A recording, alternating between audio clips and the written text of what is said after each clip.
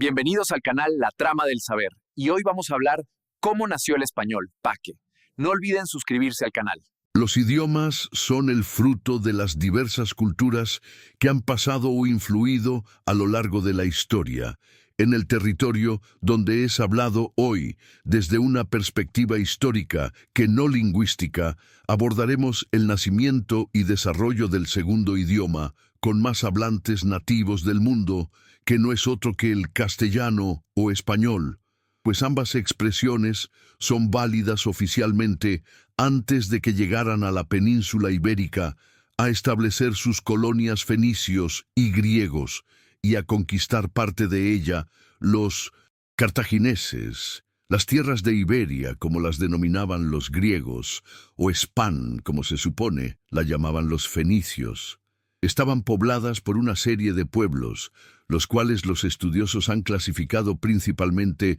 en tres grupos celtas, íberos y celtíberos, sin olvidarse de los antiguos tartesos. La interacción que tuvieron estos colonizadores con las diversas tribus indígenas generó en estas un gran impacto, principalmente en aspectos culturales y comerciales, pero también tuvieron su influencia en el ámbito lingüístico, en especial en los íberos, quienes adoptaron el alfabeto fenicio, un idioma no indoeuropeo para su escritura, y en menor medida los griegos. En el año 218 a.C., en plena Segunda Guerra Púnica, los romanos desembarcaron en las tierras de Iberia para combatir a los cartagineses, la conquista de Hispania, como ellos pasaron a denominar a la península ibérica. No fue fácil ni tampoco rápida, al igual que la humanización de sus habitantes, mientras que los pueblos íberos, acostumbrados al trato con fenicios y griegos, en general, pronto pactaron con Roma, y las tierras costeras se romanizaron en general con relativa rapidez. No fue igual en las tierras de celtíberos y celtas, en especial con astures y cántabros, que no fueron derrotados hasta el 19 a.C., siendo su romanización más superficial. Al menos en los primeros siglos, tal y como sucedió en otras regiones montañosas, los romanos no impusieron el latín a los habitantes de Hispania, pero sí lo convirtieron en la lengua franca de la administración y el comercio en las ciudades muy integradas en la cultura romana, y con escasas diferencias con las zonas urbanas de Italia. Del inicial bilingüismo pronto se pasó al abrumador predominio del latín, cosa que no sucedió en las zonas rurales y en las tierras más aisladas, que mantuvieron por mucho más tiempo el bilingüismo. Sin embargo, el latín utilizado en Hispania, al igual que en otras diócesis del imperio, tenía una particularidad. Por un lado, estaba el latín culto, aquel que había nacido en el Lacio y había sido perfeccionado por literatos y eruditos a lo largo del tiempo, el cual se había convertido en la lengua utilizada en la administración, la literatura, la educación y por las élites urbanas. Pero por otro lado estaba el latín vulgar, aquel que hablaban los soldados, esclavos, colonos, comerciantes y gentes comunes. Este latín vulgar era una lengua menos estricta y más sencilla de utilizar que el culto, y como era de esperar, al provenir las gentes que lo hablaban de todas las tierras del imperio, estaba muy influenciado por las lenguas prerromanas existentes. Debido al escaso conocimiento que hoy tenemos de aquellas lenguas prerromanas, es sumamente complicado conocer cuáles de sus vocablos han pasado a nuestro idioma a través del latín vulgar, o bien de forma directa. Diversos estudios han señalado que aproximadamente entre 150 y 200 palabras, tales como cabra cerveza, zoquete jarra, cerro páramo, vega arroyo o barro, proceden bien del celta del íbero o del celtíbero e incluso del vasco arcaico, como boina, chatarra, pizarra o izquierda. En cambio, del latín vulgar, mucho mejor conocido por los estudiosos, se estima que algo más del 70% de nuestro vocabulario actual procede de aquella lengua, hablada por las gentes comunes, al que hay que añadir una significativa cantidad de términos de origen helénico antes de que colapsara el Imperio Romano de Occidente en el siglo V. Los huevos, quienes durante aproximadamente 2 siglos tuvieron su propio reino así, como los vándalos y elanos, se establecieron en distintos lugares de Hispania. Sin embargo, de todos los pueblos germánicos, los que más presencia tuvieron en la península fueron los visigodos, quienes por aproximadamente 3 siglos rigieron desde Toledo los destinos de Hispania. Cuando los visigodos se instalaron definitivamente en la península ibérica, ya habían adoptado el latín como su lengua y, en esencia, mantuvieron la estructura administrativa que había instalado Roma en la diócesis de Hispania. Así que mantuvieron el latín culto como idioma de la administración, la cultura y la iglesia. Sin embargo, el uso de este latín en la vida cotidiana de las ciudades fue disminuyendo en favor del latín vulgar, que cada vez estaba más evolucionado e influenciado por los germanismos introducidos por los visigodos, especialmente cuando estos se mezclaron definitivamente con los hispanos romanos. Los estudiosos estiman que aproximadamente el 3% del vocabulario del castellano actual es de origen godo, con ejemplos como guerra, yelmo, tregua, espía, blanco, robar jabón, Álvaro Rodrigo Fernando Esposo o guapo en el 711, las tropas del califato Meya, que incluían un buen número de berberes recientemente islamizados, derrotaron a los visigodos en la llamada batalla de Guadalete. Aunque realmente fue en algún punto de la comarca de la Janda, los omeyas, en poco tiempo, prácticamente se hicieron con toda la Hispania vigoda, salvo las aisladas zonas norteñas en Al-Andalus, como denominaron los jías a la península ibérica. Los musulmanes impusieron el árabe como lengua de la administración, los usos formales, literarios y científicos. Sin embargo, en el territorio coexistieron a lo largo del tiempo junto al árabe otras lenguas romances habladas por la población local. Estos dialectos conocidos como mozárabes con el tiempo se habían diferenciado lo suficiente del latín vulgar como para considerársele como lenguas distintas, pues estos dialectos hablados principalmente por los cristianos que residían en territorio musulmán, judíos y cristianos, convertidos al Islam paulatinamente, fueron incorporando a su léxico una gran cantidad de vocablos árabes por su parte en las zonas cristianas de la cornisa cantábrica y de los Pirineos. Precisamente las zonas menos romanizadas de la península, la unidad política se rompió, y los iniciales focos de resistencia se fueron convirtiendo con el tiempo en los diferentes reinos cristianos que conocemos por la historia. El hecho de tener vecinos distintos, geografías variadas e incluso conflictos entre ellos, al igual que había sucedido en otros lugares del antiguo Imperio Romano de Occidente, fomentó la diversificación lingüística, formándose a lo largo del tiempo las diferentes lenguas romances románicas o neolatinas, que son el germen de las lenguas modernas que hoy se hablan en España y Portugal. Pero a diferencia de lo que sucedió en otras lenguas romances nacidas en los territorios del antiguo Imperio Romano de Occidente, en que las diferencias entre ellas fueron tales que no lograban entenderse entre sí los hablantes de los entonces diferentes dialectos en la península ibérica. Durante el medievo, los que hablaban catalán navarro, aragonés, asturleonés y gallego-portugués,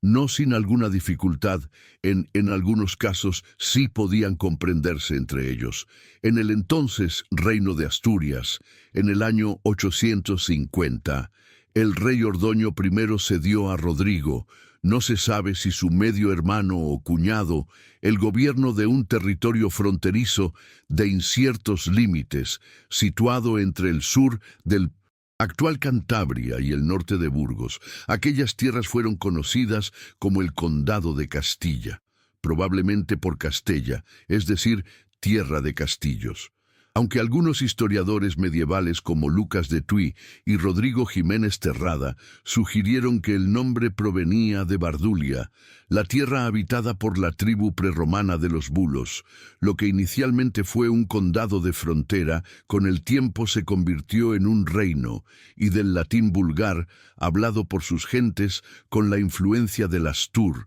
leonés y posiblemente del navarro aragonés, fue surgiendo un nuevo dialecto romance propio que evolucionó hasta convertirse en el idioma castellano. Unas veces, la corona de Castilla y la de León estuvieron separadas y otras veces unidas, bajo el mismo monarca, hasta que Castilla, con el tiempo, se convirtió en el principal reino cristiano impulsor de la Reconquista. A medida que Castilla avanzaba en sus conquistas hacia el sur, no solo incorporaba nuevos territorios y súbditos, sino que también enriquecía su lengua con nuevos vocablos provenientes del mozárabe, además de otros procedentes del francés, el ocito y el portugués. Tradicionalmente se ha considerado que las glosas emilianenses, una a acciones en romance realizadas entre los siglos X y X por un monje del monasterio de Yuso,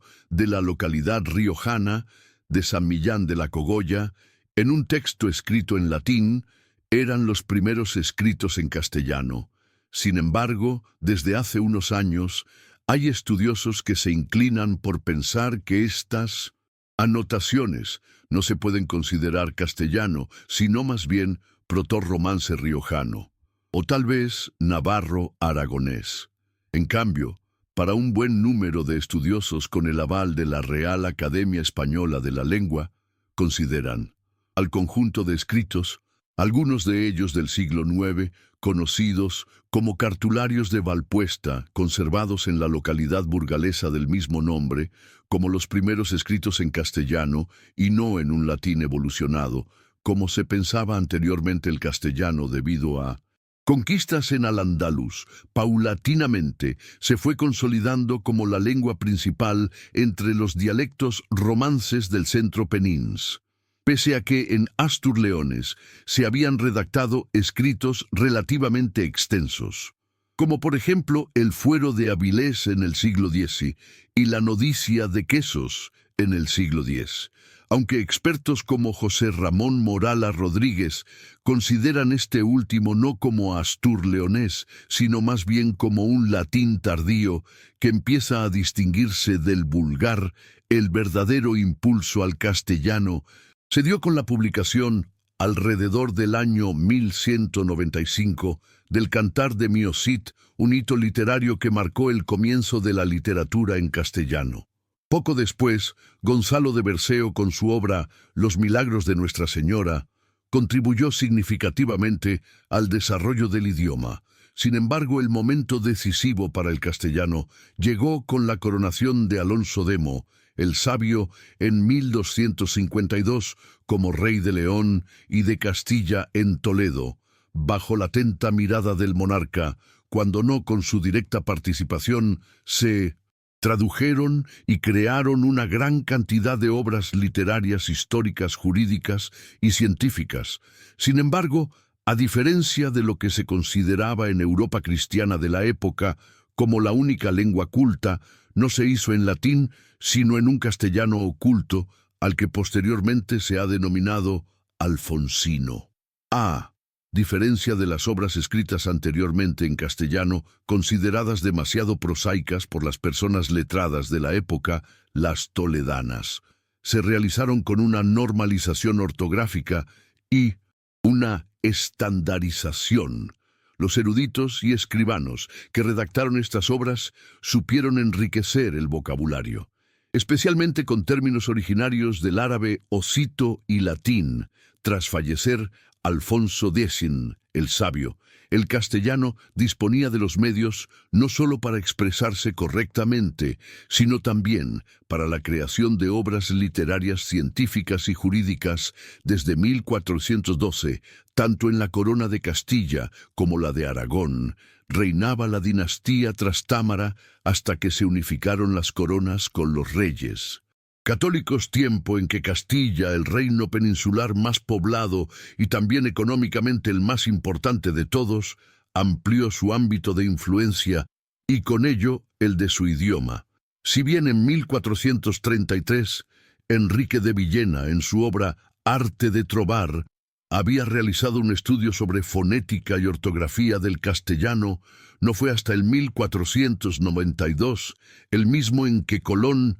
llegó a América y en el que los reyes católicos dieron por finalizado el proceso histórico denominado la Reconquista tras la toma del Reino de Granada, cuando Antonio de Nebrija escribió en Salamanca sin demasiada repercusión. Entonces, la primera gramática de una lengua moderna, la gramática de la lengua castellana. Con estas palabras, el autor andaluz hacía su prólogo, lo que ahora y de aquí adelante en él se escribe y puede quedar en un tenor y extenderse por toda la duración de los tiempos que están por venir, como vemos que se ha hecho con la lengua griega, y en la latina, el castellano disponía ya de las herramientas para poder convertirse en una importante lengua aproximadamente 7 años más tarde, pues no se tiene certeza de la fecha concreta de su publicación. Fernando de Rojas sacó a la luz una de las obras más importantes de la literatura en español,